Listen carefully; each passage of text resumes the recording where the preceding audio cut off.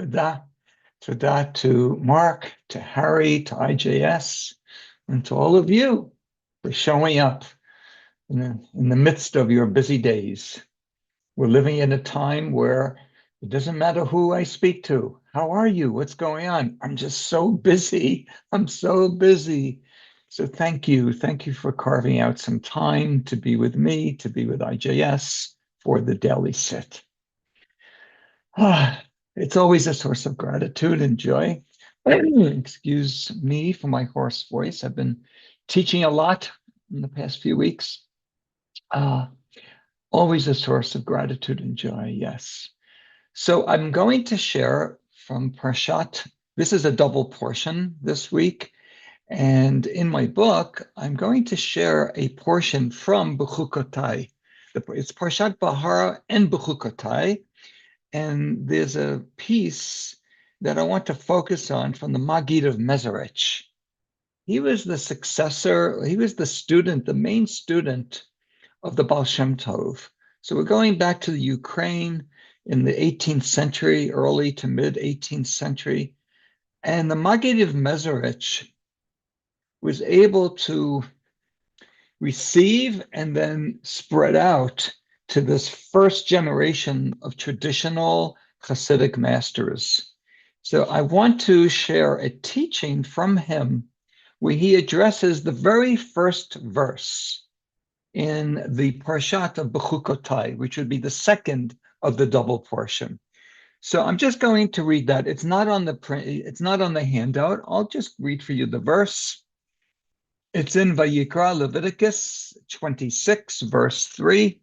In bechukotai telechu, if in my chukim, and in a minute, we'll explore what that means, chukim. If you walk in my chukim, v'yet mitzvotai tishmuru, and you observe and honor and protect my mitzvot, v'asitem otam, and you do them, then so on and so forth. Life will be wonderful. You'll have a good life. Now, isn't to say all the mitzvot, isn't that enough? What does the word chukotai, my statutes, what does that come to teach us? Well, the statutes, the chok, the chukim, it's a category within the 613 mitzvot that we really don't understand. There's no logical reason, at least within the limitations of human logic.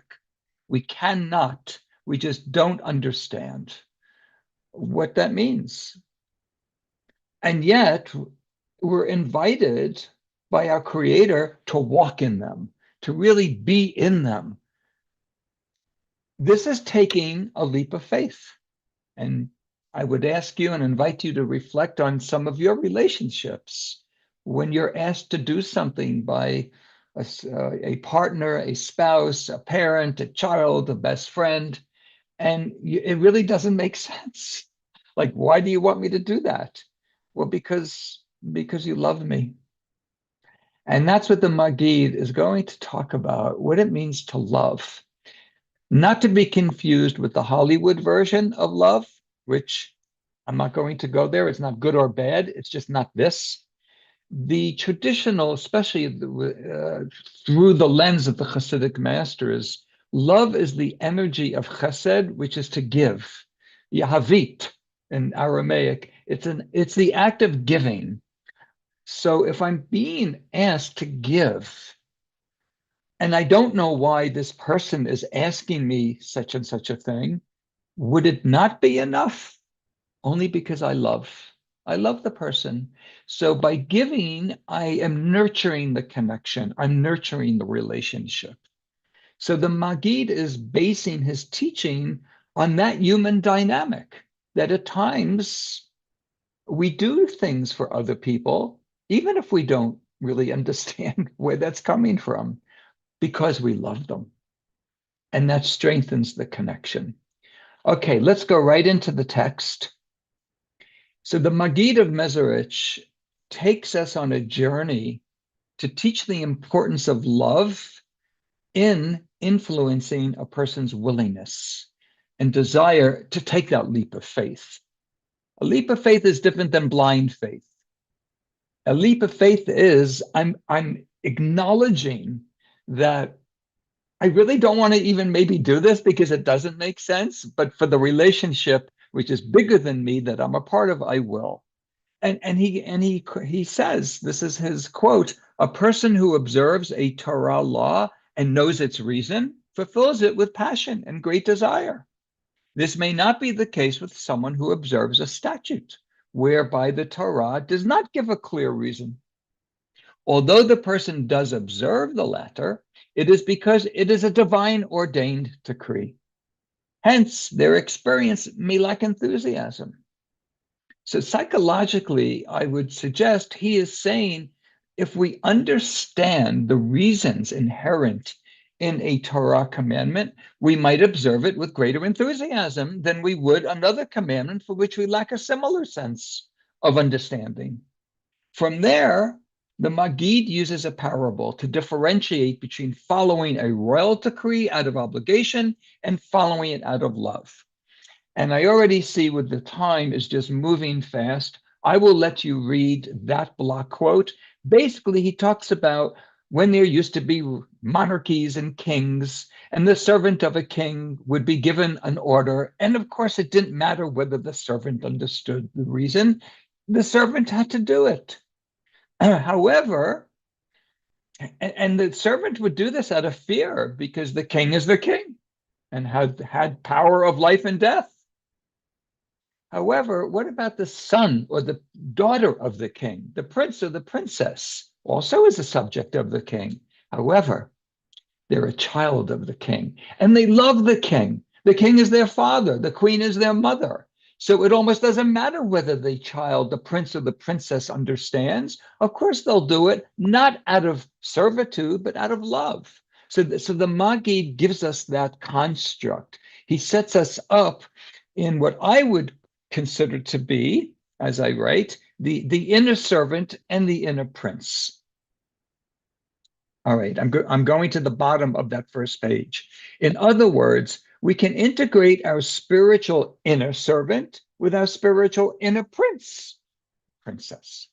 Our inner servant directs us to yield to a higher will because our role in our relationship with God requires some sense of loyalty through observance of God's commandments. However, that plays out in our lives. There's a sense of being faithful, of being loyal to the relationship.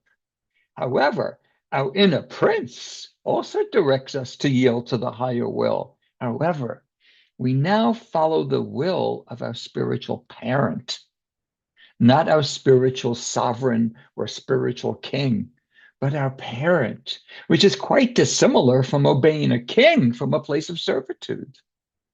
We can take an additional leap of faith to fulfill all the commandments equally because we love each other. We love our parent, not because I'm afraid of being punished and I'm shaking like I must observe this even though I can't understand it, because what if I don't? No, it's what if I do? If I do, dafka, as we say specifically, if I don't understand it, well, that is only because I love, not because I understand. So moving to the next page. This integrative construct can guide us out of a black and white binary and into the gray fluidity of many different emotions in religious practice. The fact that the verse uses the word walking, I find that to be very telling. And actually, the word that's been used for Jewish law is halacha, which really doesn't mean law. Din is the law. Halacha is walking, there's movement, there's fluidity. The fact that the verse uses the word walking suggests movement rather than stagnant, emotionally flat observance. I know what that's like, that stagnant, emotionally flat observance from years ago when I was in another part of my life in the ultra-Orthodox world. The Maggid picks up on this when he writes, this is the deeper teaching in the verse. If you walk in my statutes, im b'chukotai telechu, even though they lack logical reasoning, you can still walk. And you can walk with passion and excitement as the prince or the princess. The quest to harmonize these two opposing energies, prince observance and servant observance, may make our practice increasingly dynamic. And I would also suggest quite sustainable rather than not.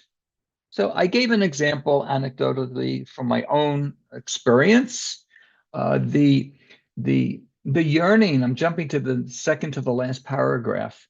My yearning to sense closeness to the divine compelled me to give myself permission to ask God the reasons for at least some of the mitzvot, because I wasn't finding a lot of reasons in that culture where there was a lot of observance, more like the prince.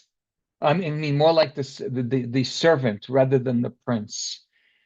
Exercising my own being more and relying on other people's interpretations less, I found myself in a lively dialogue with God.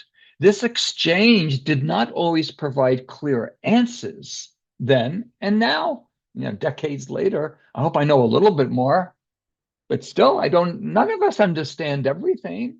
But something else wonderful happened. I sensed I was an active participant in my relationship with my creator.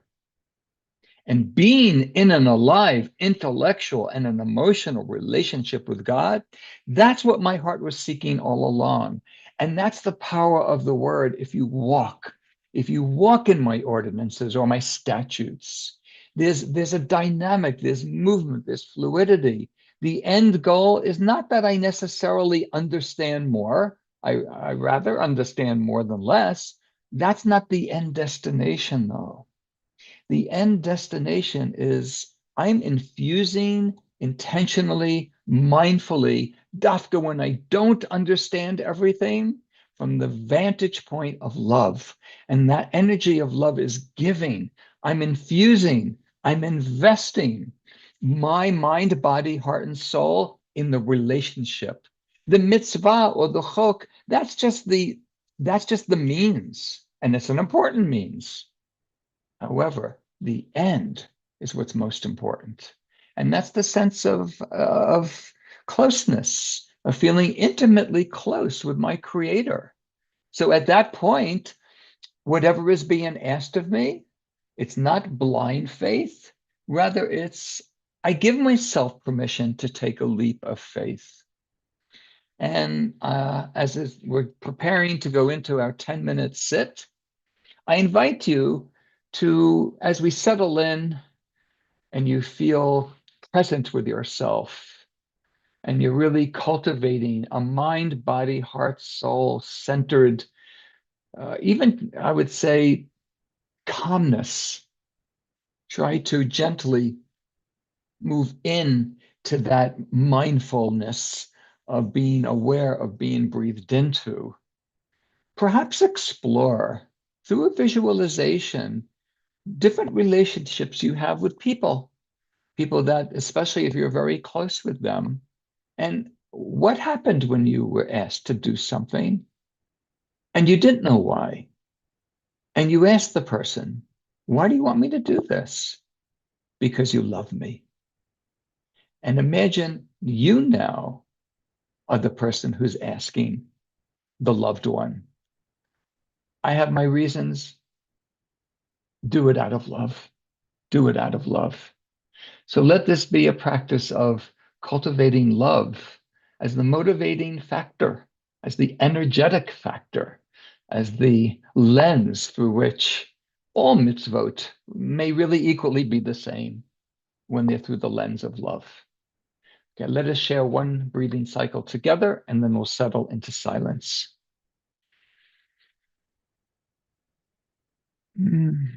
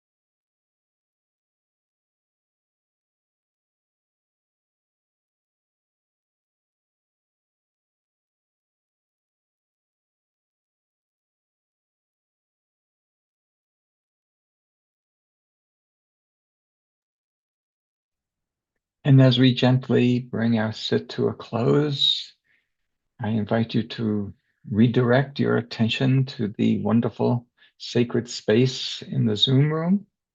Let us conclude as we began, as we share a full deep belly breathing cycle of being breathed into and then releasing that back to our Creator with gratitude.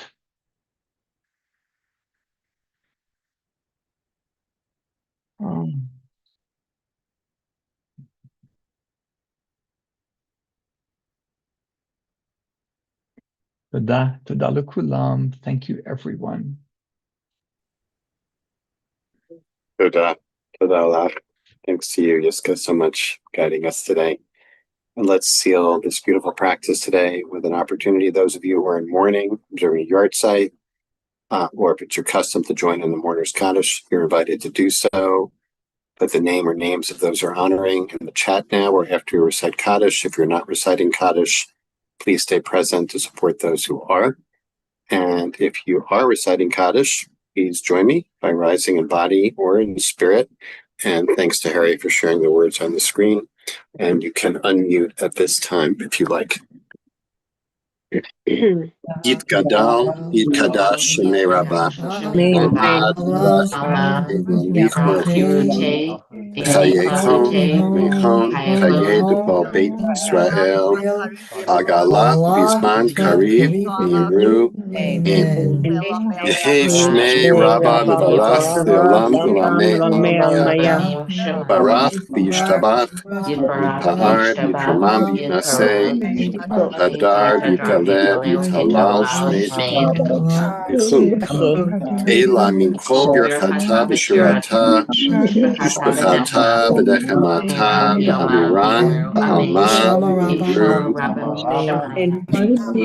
v'shlama rabba min shemaya, v'chayim aleinu, v'chol Yisrael, v'yimru amen, v'shalom b'romav, yes, shalom, aleinu, al kol Yisrael, v'al kol Yושבי Tevel, v'yimru, Amen. Amen.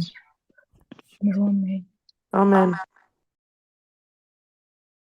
Friends, thanks so much for joining us today. And if you're leaving us now, please join us tomorrow to sit into Shabbat. We'll be led by Cantor Harris Spencer Shapiro, and my dear friend and colleague, Rabbi Sam Feinsmith, will be sitting in as guest host tomorrow to guide you into Shabbat. So you're in very good hands. Hope you'll join us tomorrow at our usual time. Thanks to Harry Goboa, holding our tech space faithfully, beautifully as ever. And our teacher today, Yiscah Smith, joining us from Jerusalem. And of course, looking forward to conversation with Yiscah. If you'd like to ask a question, please put your question in the chat and write question, ideally all in caps, and I will try to work your question into our conversation. We'll keep an eye on that. Thanks to Harry as well for sharing. For those who came in a little bit late, Yiscah is going to be offering an 8-part online series with our friends at Applied Jewish Spirituality, based on Yiscah's wonderful book, Planting Seeds of the Divine, Torah Commentaries to Cultivate Your Spiritual Practice, starts second week in May. Yiscah, thank you so much. I want to zero in on our conversation on love. You said when we speak of love in Jewish spiritual / religious terms, we're not talking about Hollywood. This is not a rom-com between us and God, although that would be great. A meet cute with God. And what came to my mind as you said that was, and actually, in talk, you were describing this, from your experience in the ultra orthodox world, right, and transition or that you have gone through in your life from your own experience, and just once again to restate it, this idea of serving the divine out of as a servant, meaning out of obligation and maybe out of fear of repercussion if we don't serve it, versus serving God as a child of God, and feeling that sense of love and maybe respect. And that really is struck me that that's very much goes to the heart of how each of us experiences or doesn't experience a sense of relationship with the divine. And so I'm actually addressing this question to everyone here, really to you, because I'd like to hear you go a little bit deeper into that. But before you respond, I'll just want to add that thinking about, for those in 12-step recovery or familiar with 12-step recovery, the third step of the 12 steps in addiction recovery in the 12 steps is turning one's life and will over to the care of God as one understands God, however one understands God. And that struck me as quite relevant to this, like turning our lives and our will over, aligning our will and our ego with the divine will, however one understands that, right? And the part that's added here is our sense of connection with that will is a loving one, not a forbidding one, not necessarily a scary one, right? So throwing that into the mix for those for whom that might feel relevant, because also in the 12-step world, there is this understanding of God as a loving God, right? Which is not necessarily one that a lot of Jews grew up with, that sense that God is supposed to be a loving God, when in fact, yes, if you look at Jewish tradition, God is a loving God. Okay, all that said, let's go into that a little bit. Like how would you describe that sense of love, of feeling love, serving out of love, aligning one's will out of a sense of love for and being loved by God? Big question there.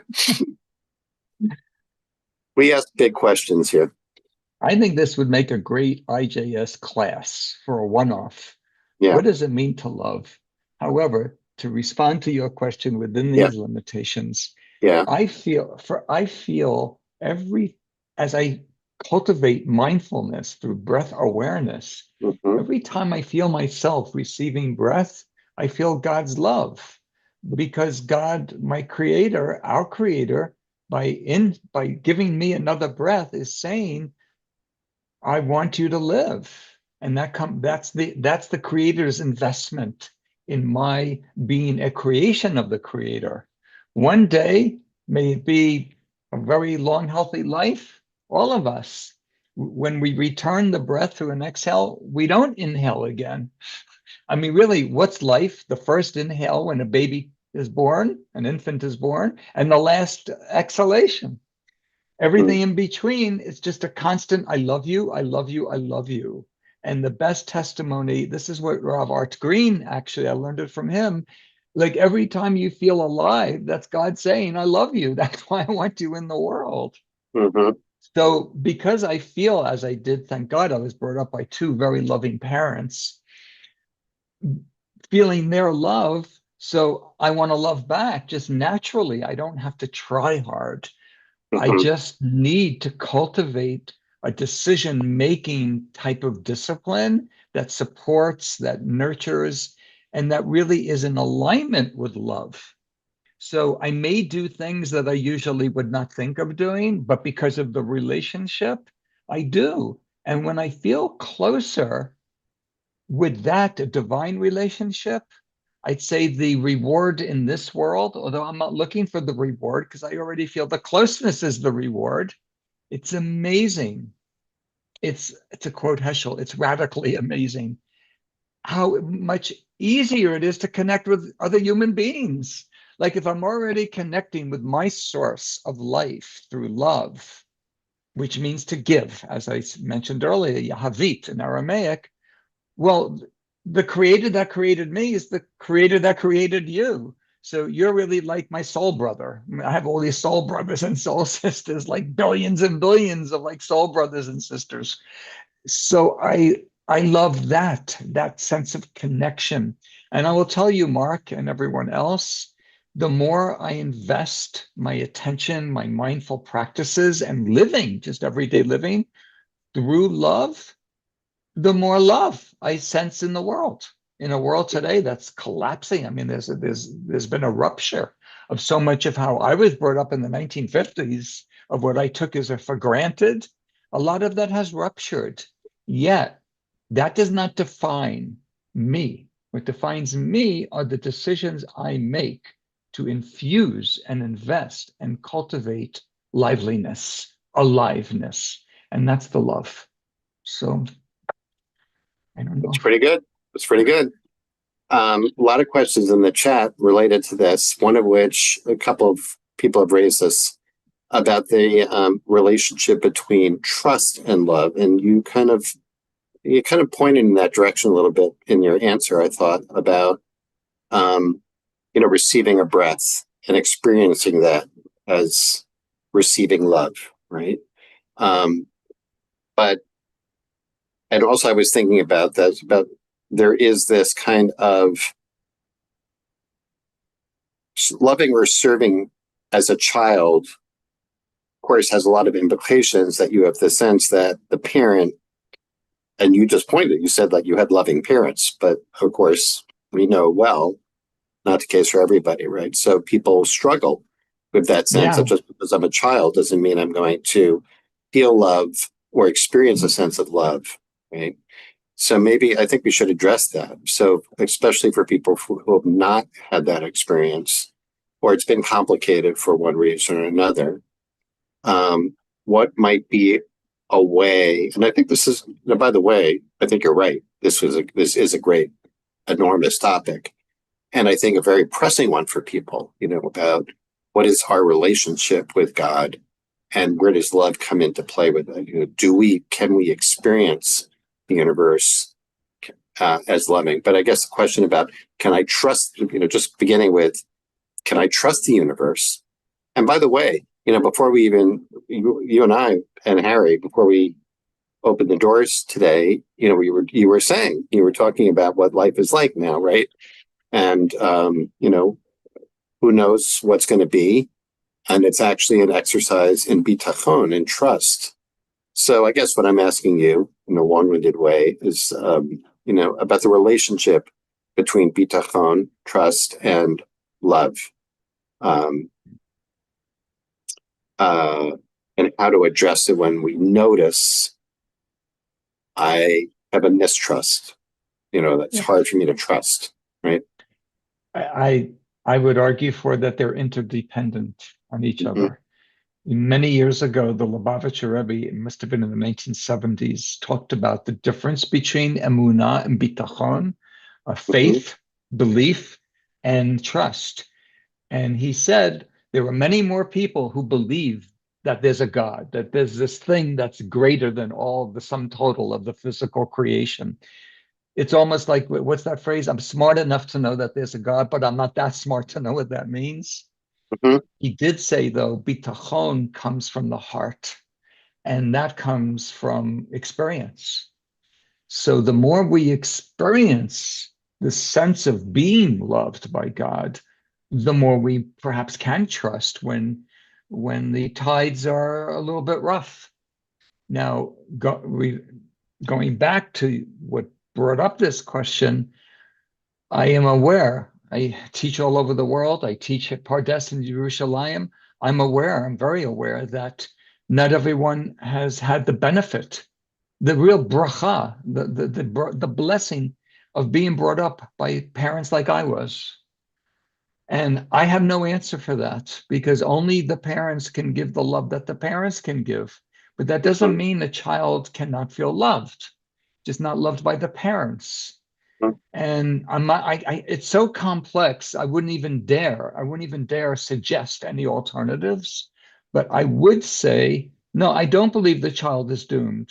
I would respectfully push back on that. I know yeah, many adults who did not feel loved as children, mm-hmm, and mm-hmm, they were able to somehow, and maybe this is God loving them through either other relatives, through certain adult role models like a teacher, or in the Jewish world, a rabbi or a rabbah, a rebbitzin. mm-hmm. We can't live without being loved.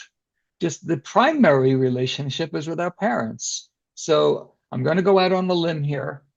It's okay. I'm a big girl.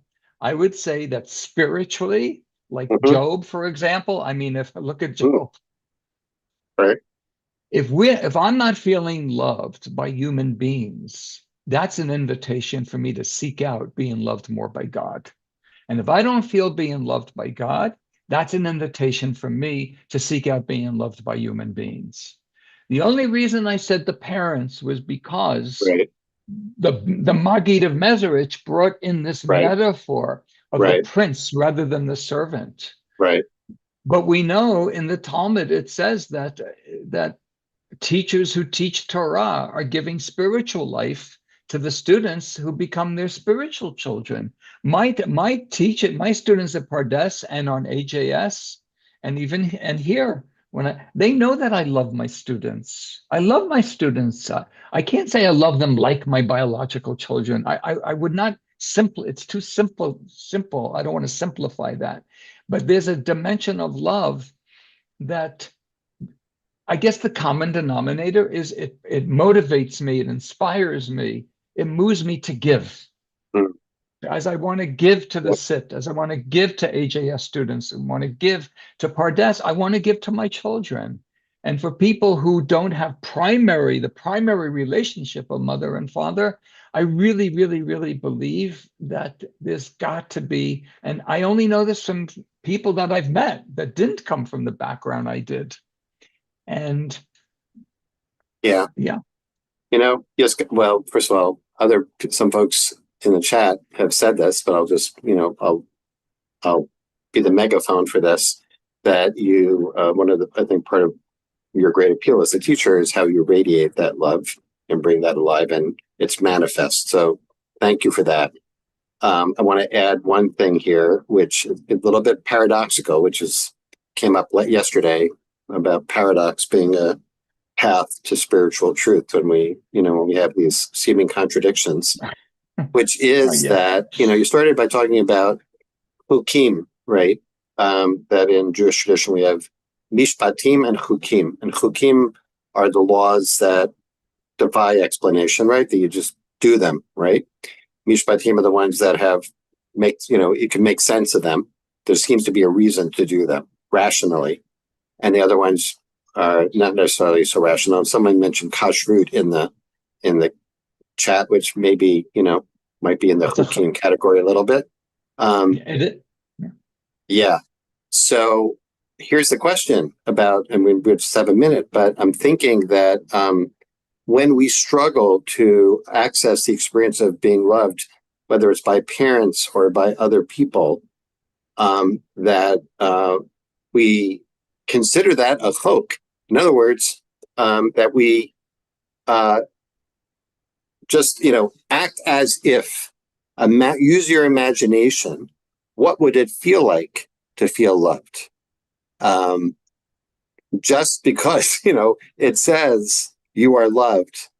And I wonder about that, like it's not a rational thing necessarily. It's not necessarily even, but it presupposes that there's a part of every person that has the capacity to experience a sense of being loved yeah. and to be loving, right? And this is why in some of my practices in the book, I also offer the reader the option of, if you're not experiencing this, imagine what Mm-hmm. it would be like if you like what would that feel like without you ever having experienced it. And Chassidut, the Hasidic masters, actually really reintroduced through visualizations and through mindfulness the power of imagination. Ledamien, just imagine. So I'm living in a world that's very unified. There's a lot of different forces that are contrary to that, but I'm an idealist. So I imagine what would the world, what when I pray for a healed world, what am I praying for? And that can really have a very big effect. As someone once asked me, you're such an idealist, do you really believe though this is going to bring world peace? I said, no, I don't believe anything I do will bring world peace. That's MAGA, MAGA, MAGA. However, I mean, that's really huge.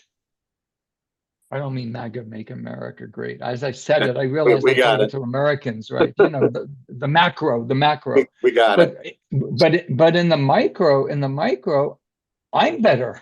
Like I'm not part of the problem. At least I'm trying to be part of the solution. So I'm better and I can more easily see good in the world because that's what I choose to Yeah. imagine seeing.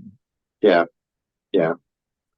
As always, beautiful teaching and practice today, Yiscah. We're at time. So I want to wish you an Erev Tov there and Shabbat Thank you. Shalom. Thank you. Shabbat And all of us Shalom. send our blessings And and sign gratitude up for my to you. course.